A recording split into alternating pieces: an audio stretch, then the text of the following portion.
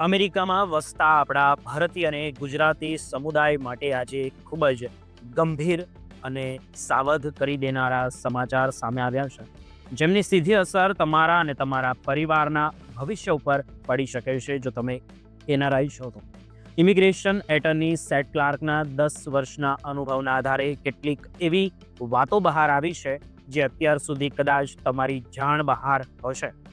અત્યારે અમેરિકાની immigration and custom enforcement એટલે કે આઈસ એજન્સી પોતે જ એક મોટી મુશ્કેલીમાં ફસાઈ ગઈ છે, કારણ કે ત્યાં કામ કરતા ઓફિસરો સરકાર સામે નારાજગી વ્યક્ત કરી રહ્યા છે. આ ઓફિસરોને જે $50,000 બોનસ મળવાનું હતું તે હવે 5 વર્ષના હપ્તે આપવામાં આવશે તેવી જાહેરાત થતાં જ એજન્સીઓમાં કામ કરવાનું જોમ ઘટી ગયું હોય તેવું દેખાઈ રહ્યું છે અને ઘણા જૂના અનુભવી ઓફિસરો નોકરી છોડી રહ્યા છે. આનો અર્થ એ થયો કે હવે જે નવા ઓફિસરોની ભરતી થઈ રહી છે તેમની પાસે કાયદાનું પૂરું જ્ઞાન પણ નથી અને તે લોકો ઘણીવાર કાયદાનો ખોટો ઉપયોગ કરીને સામાન્ય ઇમિગ્રેટ્સને પણ હેરાન કરી રહ્યા છે.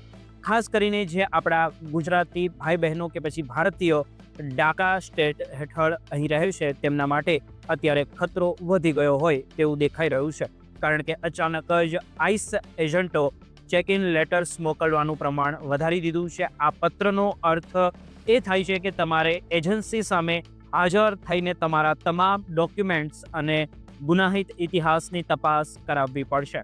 જો તમારી કોઈ જૂની ભૂલ હશે અથવા કોઈ નાનો મોટો ક્રિમિનલ રેકોર્ડ તમારા નામે બોલતો હશે તો તમને ડિપોર્ટેશન સેન્ટરમાં મોકલી શકાય છે.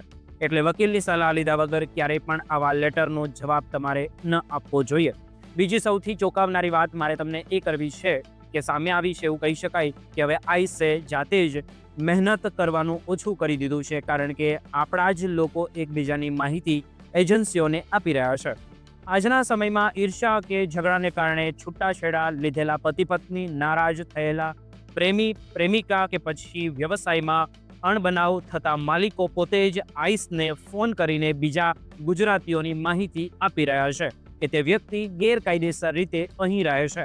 આંકડો અત્યારે જ ખૂબ ઝડપી વધી રહ્યો છે, એટલે તમારા અંગત વ્યવસાયોમાં કે પછી કોઈ પણ વસ્તુ હોય તેમાં સાવધાની રાખવી ખૂબ જરૂરી બની જાય છે. એટલું જ નહીં પણ હવે આઈસ તમારી પાછળ પડવા માટે આધુનિક ટેકનોલોજીનો પણ ઉપયોગ કરી રહી છે. તમારા સોશિયલ મીડિયા એકાઉન્ટ્સ પરની ફોટો કે પછી લોકેશનની વિગતો, તમારા ટેક્સ રિટર્નની ફાઇલો કે પછી DMVના રેકોર્ડ્સ અને છૂટાછેડાના કાગળો પરથી પણ તમારા લોકેશન ટ્રેસ કરવામાં આવી રહ્યું છે.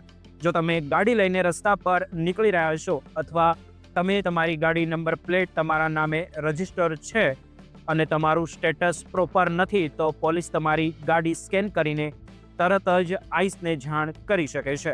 સુપ્રીમ કોર્ટ પણ હવે એજન્ટોને એટલી છૂટ આપી રહી છે કે જો તમે પબ્લિક પ્લેસમાં હો અને તમારો ગુજરાતી લહેકો કે અંગ્રેજી બોલવાની પદ્ધતિ પરથી એજન્ટને શંકા જાય કે તમે વિદેશી છો તો તેઓ તમારી પાસે ગમે ત્યારે પેપર્સ માંગી શકે છે.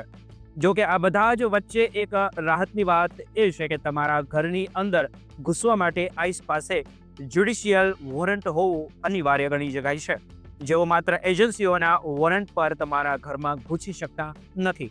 અને જો તમે બિઝનેસ ચલાવતા હો તો તમારા કર્મચારીઓના કોમન એરિયા પણ તેમને વોરંટ વગર પ્રવેશવાની સત્તા નથી. યાદ રાખજો કે જો તમારી ધરપકડ થાય તો પણ ગભરાઈને હિંમત હારવાની જરૂર નથી, કારણ કે તમે કાયદેસર રીતે બોન્ડ પર છૂટી શકો છો અને તમારો કેસ લડી પણ શકો છો. અમેરિકામાં રહીને કાયદાનું પાલન કરવું અને પોતાના અધિકારો વિશે જાણવું એ જ તમારી સૌથી મોટી સુરક્ષા છે. હંમેશા સતર્ક રહો અને કોઈ પણ પગલું ભરતા પહેલા તમારા ઇમિગ્રેશન વકીલનો સંપર્ક ચોક્કસ કરવો જોઈએ.